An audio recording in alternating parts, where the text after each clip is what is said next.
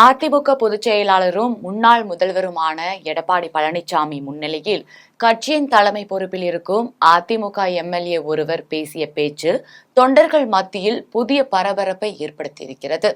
அதிமுக தலைமை கழக ஆலோசனை கூட்டத்தில் அந்தரங்கமாக நடந்த பேச்சு விவரங்களை விவரிக்கிறது ஜெம் தொலைக்காட்சி.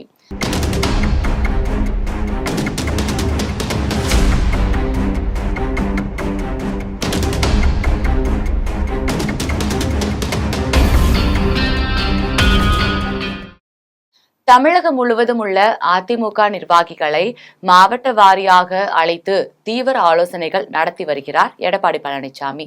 அந்த வகையில் திருப்பூர் மாவட்ட ஆலோசனை கூட்டம் நடைபெற்ற போது அந்த மாவட்டத்தை சேர்ந்த அதிமுக எம்எல்ஏவும் அதிமுக அமைப்பு செயலாளராக மற்றும் எம்பியாக இருந்த திருப்பூர் சிவசாமி சில கருத்துக்களை பேசினார்.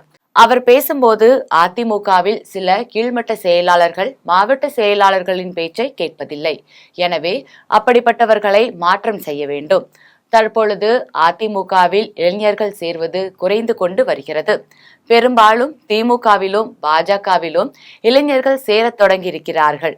எனவே நமது கட்சியில் இளைஞர்களுக்கு முக்கியத்துவம் தர வேண்டும்.